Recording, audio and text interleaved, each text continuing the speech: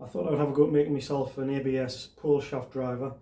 So I've got this old Mizuno Persimmon driver, which I'm going to pull the shaft out, rebore the shaft at a flat lie angle, fit a new iron shaft, which is really stiff, add some weight to the head. So basically it's going to be really flat, really stiff, really heavy.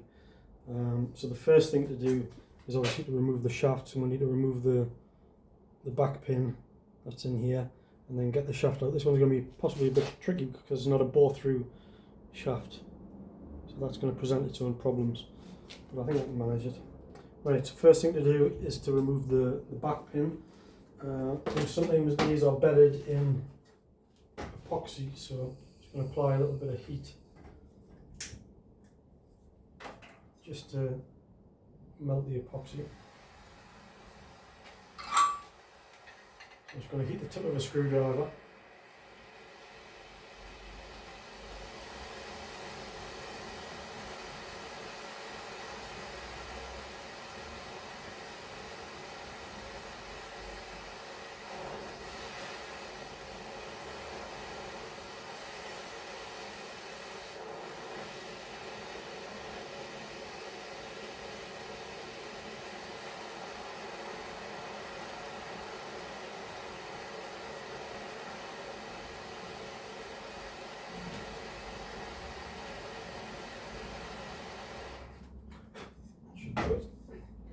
So, very hot screwdriver tip, just going to press it into the screw, let some of the heat transfer down the screw, hopefully melt any epoxy that's bedded in there. I've got a screwdriver which I know fits quite tightly into this.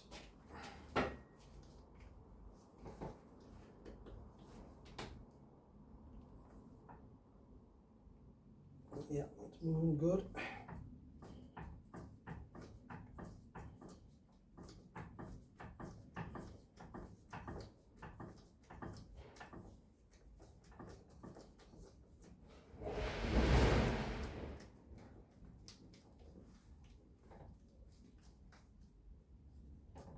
I'm not going to touch that because it's going to be hot.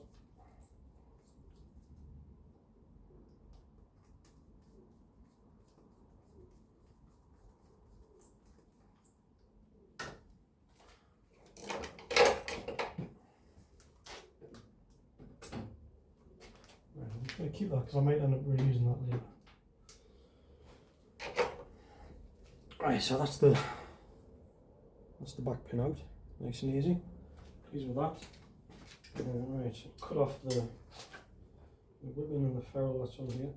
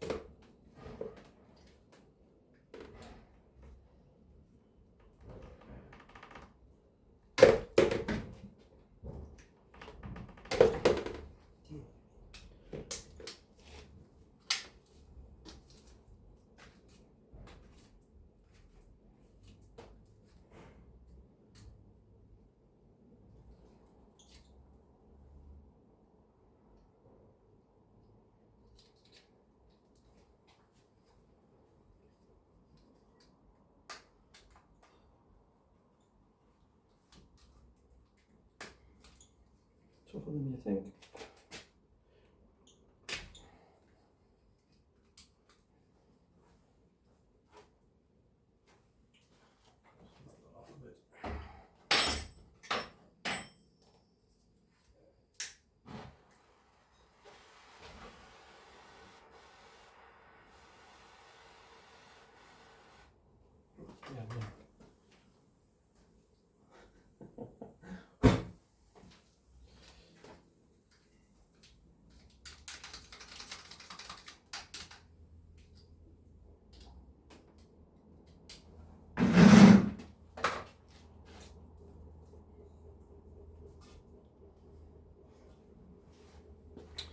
Right, so I had thought it might just twist off, but obviously not. So what we now need to do is apply some heat to melt off the epoxy that's holding this in.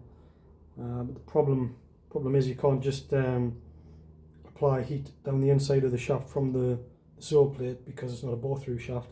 So I'm going to have to cut this one here and then go up from the other end. Basically I'm going to use a screwdriver. Cut it about there.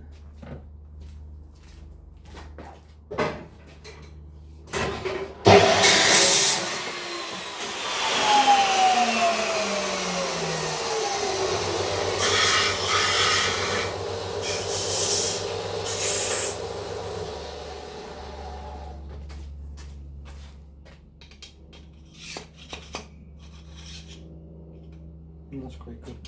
So I've got this same old screwdriver I used to apply the heat to the tip, and the reason I've got this one is because it fits nice and tight inside the shaft. So you can see that's going pretty much all the way down to the end. In fact, it is going right all the way down to the end. It's going all the way in. I thought I might have to drill out some material that was on the inside of the shaft to make sure it would go all the way through, but it doesn't. It goes all the way down there. So right, just heat up this tip. Pop it inside.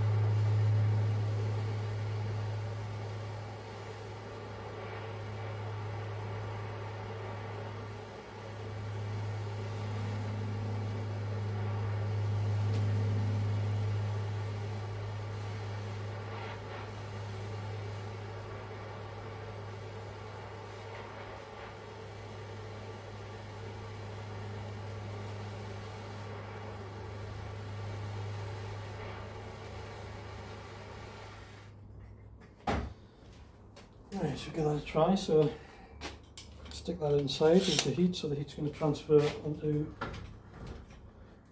the epoxy through the shaft. Grip it in the vise.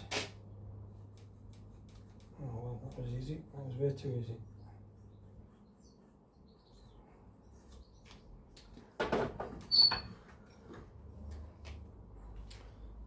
So there you go, straight out, no problem.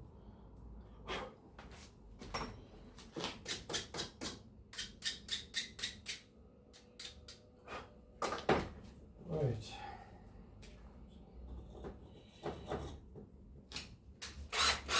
So I'm just going to use a drill just to get any of the epoxy out that's left inside of here. There's nothing really coming out around.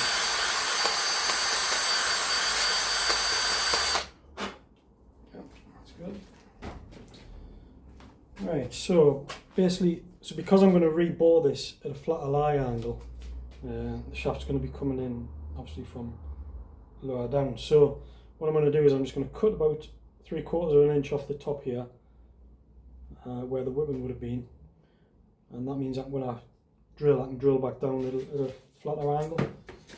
So just going to use a hammer saw.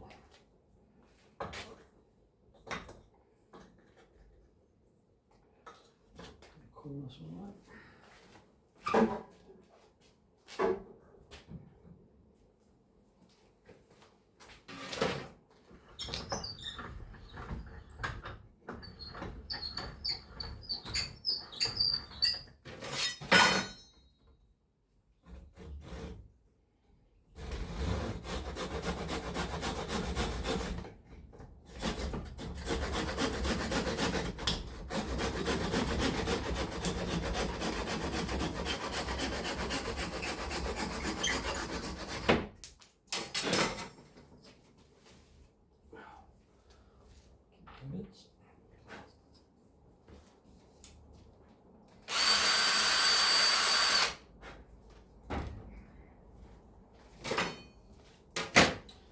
Right, so I've just cut that at a bit of an angle because it's going to be getting drilled flatter. So now I need to fill up the hole, because I'm going to be drilling at a flatter angle. It's going to be a completely different angle. If you just try to do it without filling the hole, you would just follow the original line of the hole. So basically I'm going to fill this up with epoxy mixed with sawdust. I've got some oak sawdust that I kept off cutting the kitchen worktop. So I'm just going to fill the cover that hole with the blue masking tape.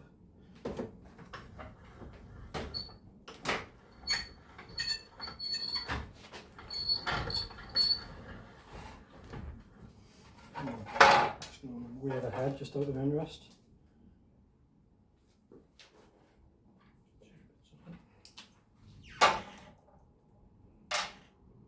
191 grams, that's quite light. A little bit disappointed with that. 191 grams. Right, so let's mix up some. I'm just going to use some shafting epoxy. It's just stuff that I would normally use to fit an iron shaft.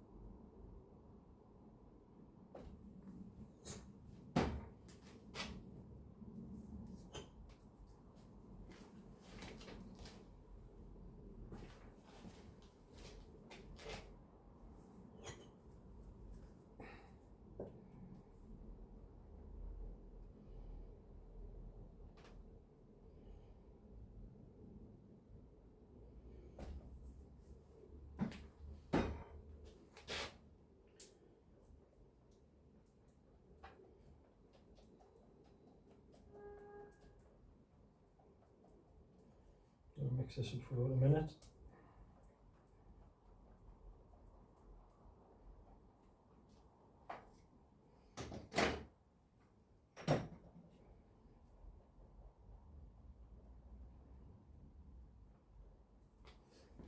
Alright, so some oak sawdust that I've got.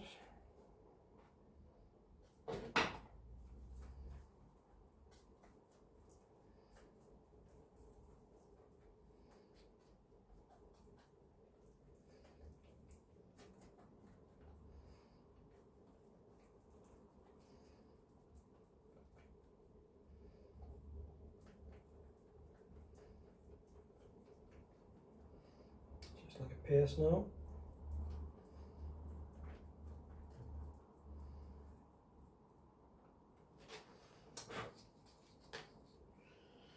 Right, so the hole's filled, so it's not going to come just squirting out. Let's start putting some in the top.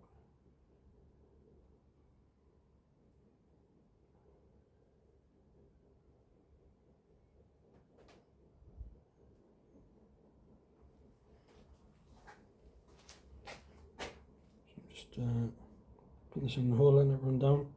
Careful not to totally cover it, otherwise you'll just stop the air gap from stop the air from squeezing out.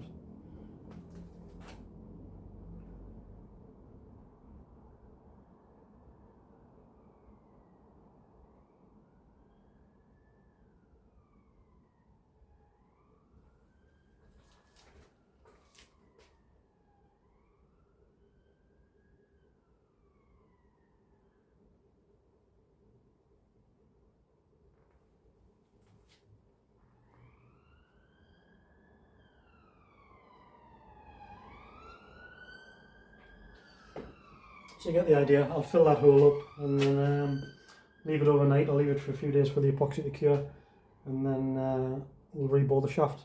So that'll be part 2.